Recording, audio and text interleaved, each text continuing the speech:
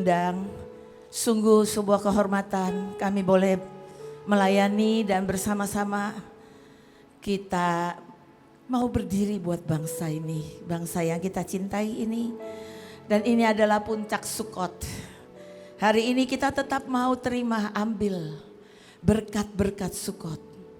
Karena Sukot adalah pesta sukacita setelah lewatin semua perjuangan keluar dari Mesir. Dan kita nanti banyak sharing, tapi hari ini kita mau bagikan, saya mau bagikan aja. Saya perkenalkan diri dulu, mungkin kalau Ibu Bapak Gembala ya. Saya Irin, saya di Tejo. Saya ini sudah lama ada di Mahanaim ini melayani bangsa-bangsa, tapi awalnya saya ini bangkir Bapak Ibu. Saya dimulai dengan pengalaman sebagai bangkir. Saya mengalami berjalan bersama Tuhan dari bawah. Dari seorang sekretaris naik sampai Tuhan panggil saya dengan ajaib. Tahun 2003 saya lagi di posisi pegang 12 triliun aset. Dari seorang sekretaris, itulah Tuhan kita yang ajaib. Dia mengangkat saya pegang 12 triliun aset, pegang 1.200 orang. Dan bertanggung jawab untuk 157 cabang senasional. Tapi Tuhan kita itu CEO dari segala CEO. Kalau dia panggil itu luar biasa. Dan supaya Iren ini yakin, saya dikasih mimpi 3 kali berturut-turut dalam seminggu. Supaya saya gak kendor ya. Tapi saya lihat hari ini berkatnya ajaib ya. Oke, saya mau bagikan sedikit tentang berkat-berkat Sukot yang masih ada. Kita mau bagikan. Oke, next. Bapak Ibu, Imamat 23 yang 42-43 berkata, di dalam pondok-pondok Daud kamu harus tinggal 7 hari lamanya. Setiap orang asli di Israel haruslah tinggal di dalam pondok-pondok Daud. Supaya diketahui oleh keturunanmu bahwa aku telah menyuruh orang Israel tinggal di dalam pondok-pondok selama aku menuntun mereka sesudah keluar dari tanah Mesir. Akulah Tuhan Allahmu. Saya percaya bangsa Israel itu selalu pasti ingat bangsa bagaimana waktu itu diluputkan. Bagaimana Tuhan itu ajaib. Bagaimana keajaiban kita bisa menceritakan tentang Tuhan. Saya baru aja ngalamin Bapak Ibu, baru 2 minggu ini. Saya kumpul dengan keluarga saya itu bungsu dari 6 bersaudara. Kakak saya yang paling besar sudah pulang duluan. Tapi kami sudah lama gak kumpul, 21 tahun gak pernah kumpul bareng. Dan kakak-kakak saya, ipar-ipar saya itu orang pinter. Kalau nanya saya selalu begini, kenapa sih kalau orang baik mesti dapat yang penderitaan? Nanti ada aja, saya kalau jawabnya dia pusing gitu ya. Nanti yang satu lagi ngikut aliran lain gitu. Saya bilang gini, ini kalau kumpul ya, setiap kali kadang-kadang kakak saya gak mau dengerin, berantem malah jadinya. Saya bilang gini, Tuhan tolonglah kali ini. Karena biasanya kalau saya kumpul di mana-mana saya masih coba ambil kesempatan untuk melayani. Tapi enggak boleh, mereka bilang begini, boleh gak kali ini cuma boleh melayani keluarga saja. Ya kebetulan kumpulnya ada beberapa tinggal di Sydney, saya ke Sydney. Dan itu 8 hari. Tadinya saya pikir aduh Tuhan, bagaimana 8 hari lewati dengan mereka ya. Mesti tiap hari ngomong terus gitu. Tapi ajaib. Waktu kami sharing hari Minggu tadi ada yang gak mau datang, ada yang gak datang. Saya cuma bawa ke Tuhan. Tuhan biar kali ini mulainya hari kedua ini mereka kumpul gitu.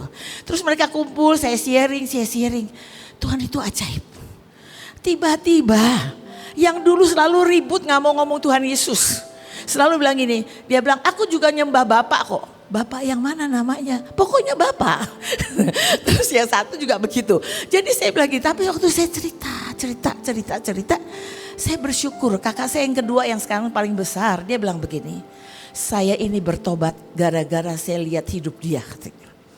Saya ini lewatin bersama Tuhan itu, lewatin macam-macam, suami digoda, nggak punya income, nggak punya pendapatan, saya harus kerja sendiri. Tapi Tuhan luar biasa dan hari itu saya bilang begini, iya terima kasih Tuhan yang ajaib. Karena saya kan nggak pernah minta utang kan sama kalian, pinjam aja nggak pernah. Saya bilang gitu. Terus mereka lihatlah semuanya, tiba-tiba mereka suka nyanyi. Yang ajaib ya Bapak Ibu, besok-besok yang tadinya nggak mau sebut Yesus, request lagu rohani. Karena kita ngajak nyembah, ngajak doa. Saya bilang ini sukot banget ya. Lagi pesta-pesta ceritain tentang Tuhan. Terus yang satu itu kakak saya yang paling besar yang sekarang yang kedua. Dia bilang gini, terakhir mereka bilang gini. Makasih ya kamu jadi imam bagi keluarga kami. Engkau bawa kami semuanya hari ini kami menikmati sekali. Yang satu bilang kayak letret ya kita. Padahal kita bukan kumpul tiap hari. Maksudnya nggak nginep gitu. Tapi kami lihat inilah sukot Bapak Ibu. Kita bisa ceritakan semua ke keluarga kita. Dan kita lihat Tuhan sedang menggenapi. Ya. Dan yang next. Yang pertama berkat adalah pemeliharaan Tuhan. Nehemia di 9 ayat 22:1, engkau memberikan kepada mereka rohmu yang baik untuk mengajar mereka. Tidak kau tahan manamu dari mulut mereka dan kau beri kepada mereka air pada waktu mereka haus. 40 tahun engkau memelihara mereka di padang gurun mereka, tidak kekurangan apapun, pakaian mereka tidak menjadi usang dan kaki mereka tidak bengkak. Bapak Ibu, pertama saya dipanggil full time. Sebetulnya saya deg-degan. Saya masih punya 2 anak kecil. Saya harus sekolahkan. Saya bilang Tuhan bagaimana, tapi saya percaya aja. Saya percaya setiap kali, saya dulu sukanya makan roti Bapak Ibu. Kalau jadi bankir kan punya kartu kredit. Kartu kredit saya ya tinggal gesek gitu ya, kan ada gajinya. Setelah saya lepas, saya ini begini ya. Saya di posisi tinggi, lepasin semua, gajinya lepas, mobilnya lepas, semuanya lepas. Saya terjun bebas masuk ke melayani orang miskin. Terus Tuhan bilang begini, itu ada uang sisa buat anakmu, gak boleh di bank kamu. Di bank yang pernah kamu kerja, karena kamu kenal jadi gampang ambilnya. Dan Bapak Ibu luar biasa kalau kita sama-sama saudara. Satu hari saya cuma menghimbau Tuhan. Tuhan aku mau ngambil ya 2 juta aja. Saya mau ngambil, mau buat kerjain ini. Tiba-tiba jam 7 pagi ibu pemimpin saya ini bilang begini, kamu nakal. Katanya mau ambil uang simpenanmu katanya gitu. Saya gini, loh kok tahu saya mau ambil uang simpanan saya? Karena Tuhan bilang begini, nanti simpenanmu itu dipakai terus sama kamu. Kamu ini tidak mikirin anakmu. Jadi saya beriman Bapak Ibu. Saya jalan kemana pokoknya saya percaya. Dulu saya dapat persembahan kasih kecil. Ya, tapi kan udah terbiasa dengan biasanya ini, saya belajar dengan iman. Tapi pemeliharaan Tuhan itu luar biasa. Setiap kali ada aja yang Tuhan berikan. Dan saya sering pakai iman ya Bapak Ibu dengan pemeliharaan. Saya bilang begini, saya angkat dompet saya hari ini. Tuhan, kalau boleh gak usah ambil uang dari kartu ATM di bank. Kalau boleh ada tunainya langsung. Ya, tiba-tiba kalau kita dengan iman, tiba-tiba itu muncul gitu ya. Ada aja yang begini, nih Tuhan suruh berkati engkau gitu ya. Atau saya suruh doain gitu ya. Saya lihat ajaib banget. Jadi sebetulnya berkat pemeliharaan Tuhan itu sangat-sangat ajaib ya. Oke, next. Berkat berjalan bersama Tuhan. Yesaya 58 ayat 11. Aku akan selalu membimbing kamu dan mengenyangkan kamu di tanah yang kering. Aku akan menjaga kamu supaya tetap sehat dan kuat. Kamu akan seperti taman yang cukup airnya, seperti mata air yang tak pernah menjadi kering. Bapak Ibu, memang berjalan bersama Tuhan walaupun sedap-sedap, ngeri-ngeri sedap ya. Tapi kita lihat pemeliharaannya luar biasa.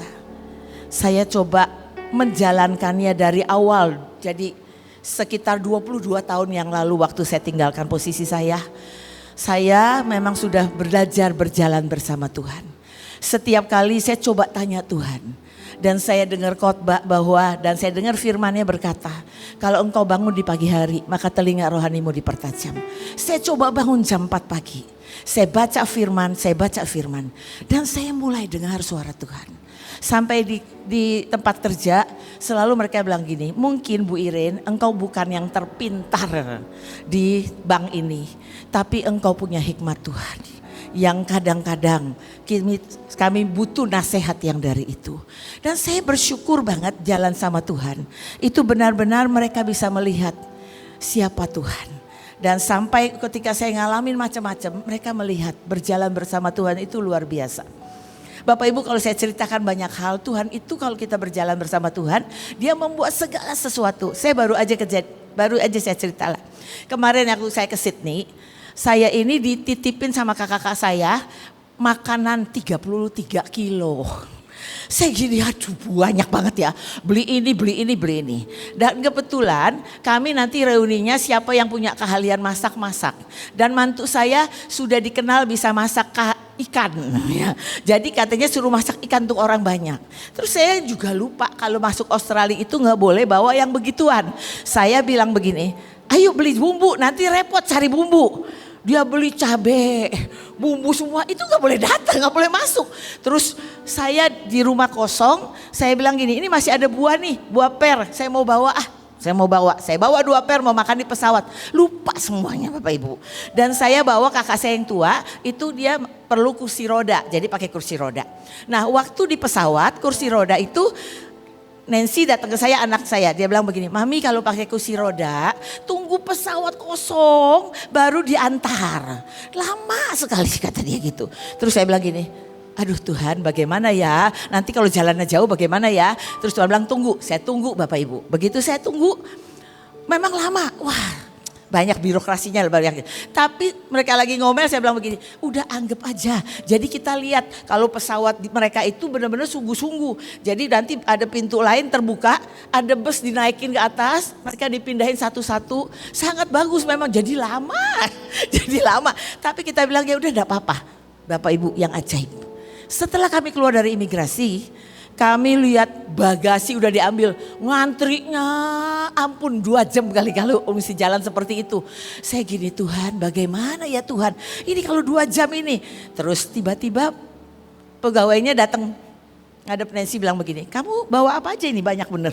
Bawa apa aja, keripik dari Indonesia katanya. Keripik dari Indonesia, gak ada yang lain, gak ada daging, gak ada apa, gak ada. Saya juga lupa. Terus udah selesai malah dibukain masuk. Begitu keluar saya masih nggak nge. Dia bilang tadi saya udah bawa bumbu loh tinggal masak. Hei kamu bisa bawa bumbu kata dia gitu. Kok bisa sih? Wah saya baru ingat ada per loh, ada per. Buah per.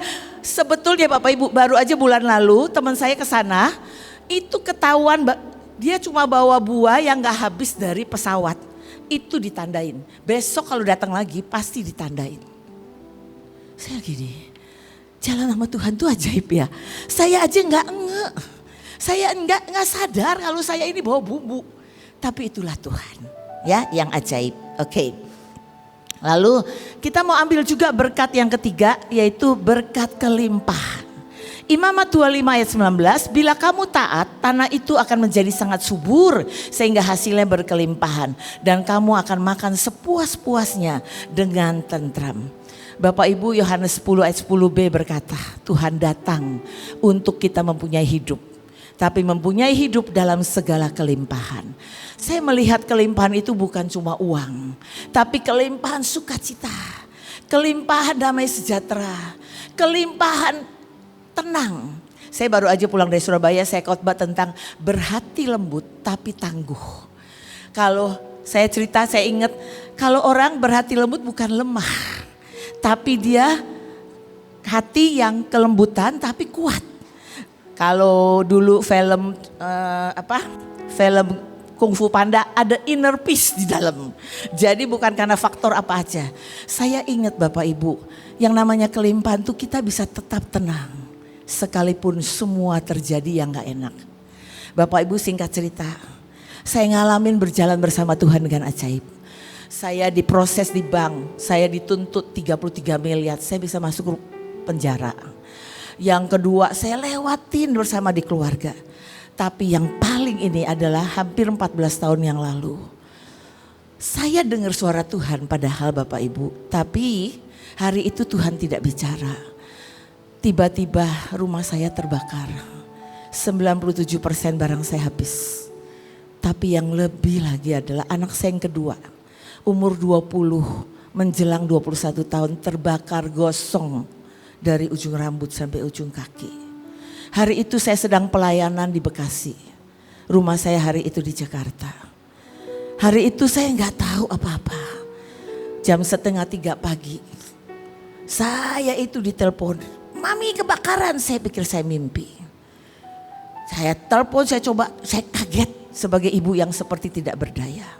Tapi saya percaya Saya harus kontak ke surga, yaitu Tuhan sendiri. Waktu saya doa, ternyata udah doa, mati teleponnya. Saya bilang dalam nama Yesus, udah mati.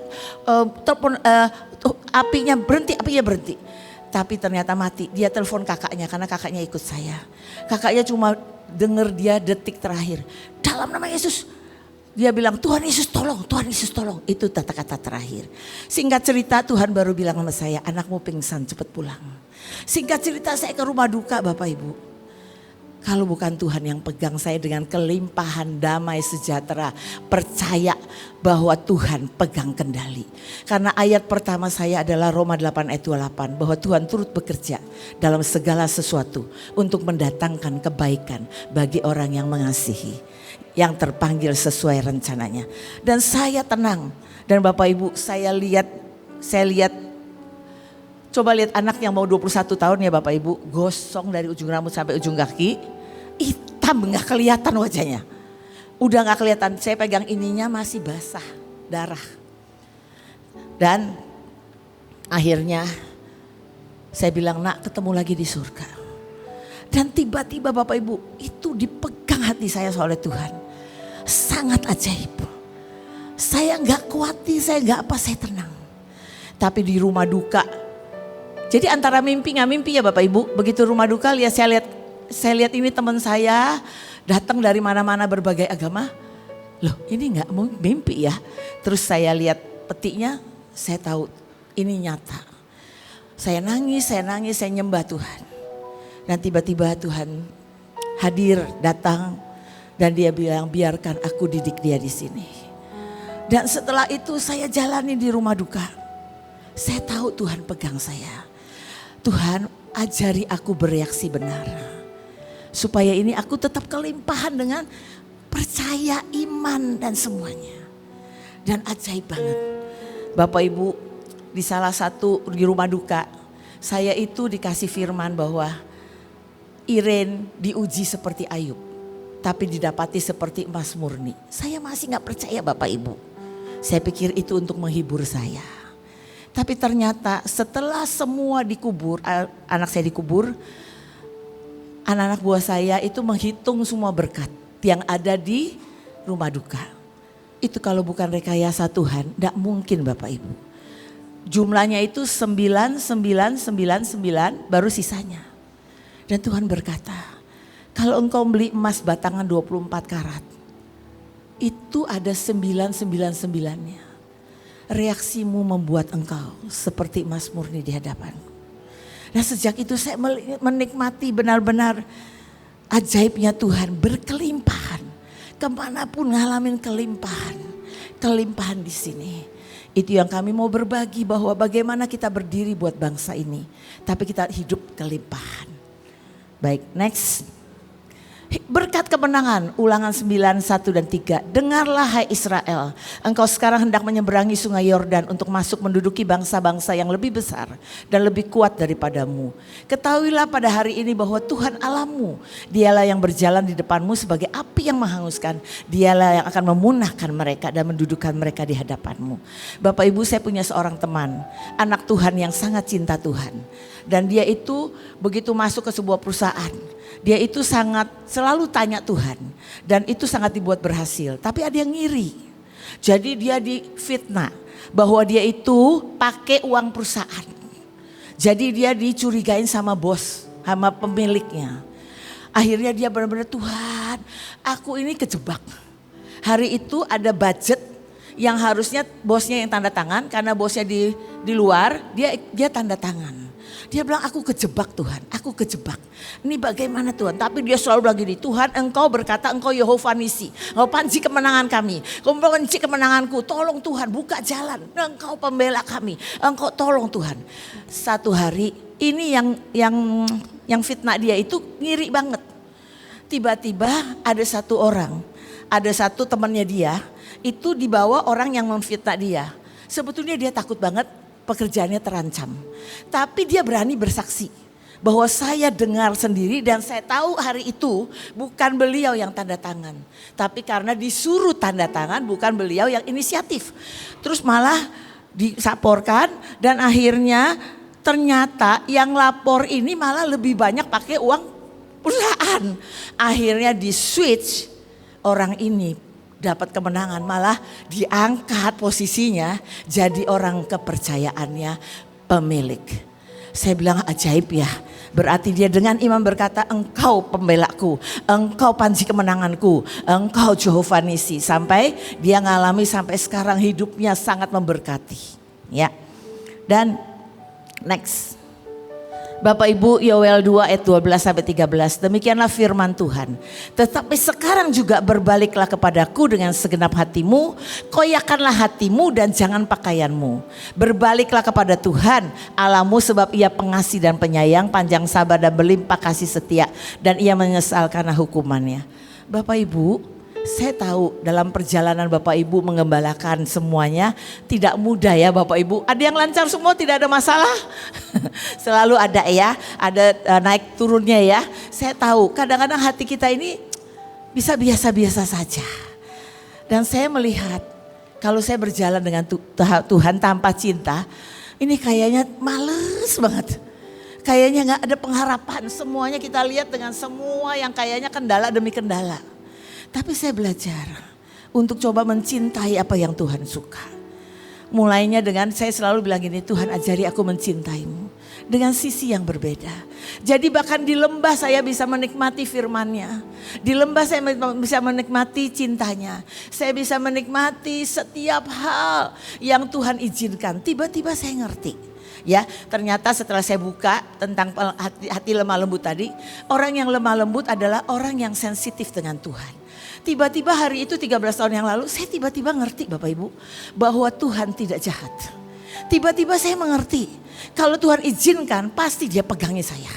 Saya tahu, saya mengerti. Saya cuma begini, Tuhan ajari aku bereaksi benar supaya bisa membanggakan Engkau.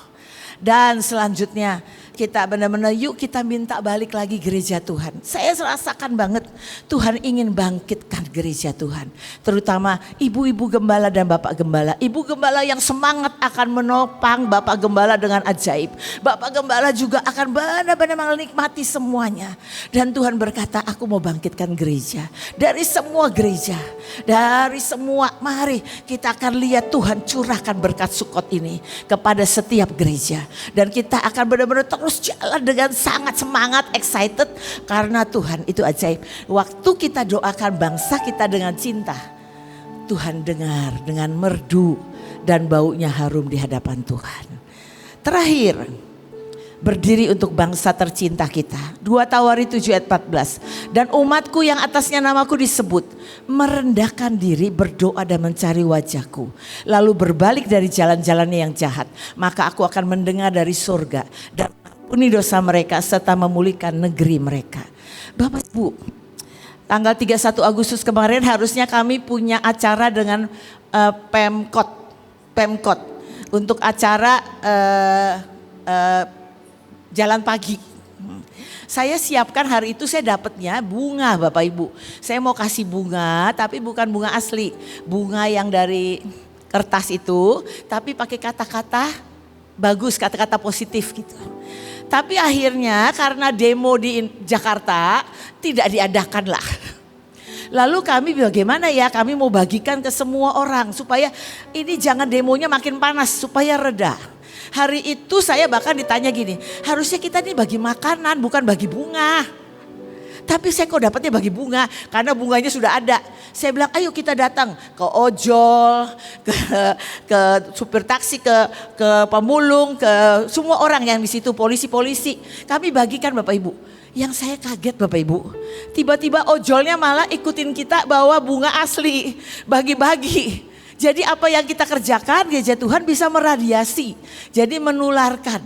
Dan ternyata setelah kita bagi-bagi bunga, semuanya ojol juga bagi bunga, meredakan Bu, redakan semuanya Bapak Ibu, reda. Dan kita lihat, wow, kita bisa berdiri buat bangsa kita seperti itu, memberikan pengaruh yang positif dan mengharumkan cinta dan sejahtera.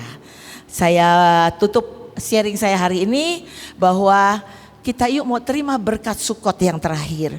Bahwa berkat kelimpahan, berkat berjalan bersama Tuhan, berkat kemenangan, berkat berkat eh, berkat kelimpahan, berkat pemeliharaan Tuhan. Bahwa selamanya gereja kita tidak akan kekurangan.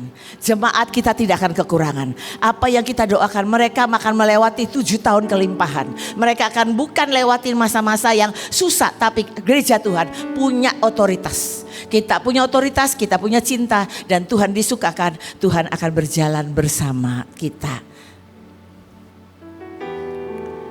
Saya bungkus dulu ya dengan doa. Terima kasih Tuhan. Hamba terbatas dengan kata-kata. Tapi inilah hamba-hambamu, bapak-bapak gembala dan ibu gembala. Hamba percaya ada berkat Sukot yang kau sediakan buat setiap hamba-hambamu. Biar ini bukan hanya didengar, tapi akan dialami sendiri. Bagaimana berkat-berkatmu itu tercurah. Biar kami bergandengan tangan bersatu. Menjadi gereja-gereja yang sungguh-sungguh memberi pengaruh yang positif buat bangsa kami. Apapun yang kami doakan itu terjadi. Karena kami unity sehati Tuhan. Biarlah Tuhan ini hari mulainya kami bersama-sama semua gereja. Kami melihat kesamaan daripada perbedaan. Perbedaan itu hanya menambah variasi. Supaya kami ini diperkaya. Terima kasih Tuhan. Kau teruskan sampai kami nanti sharing. Ada di tengah-tengah kami ya Bapa. Terima kasih Tuhan, terima kasih. Dalam nama Yesus.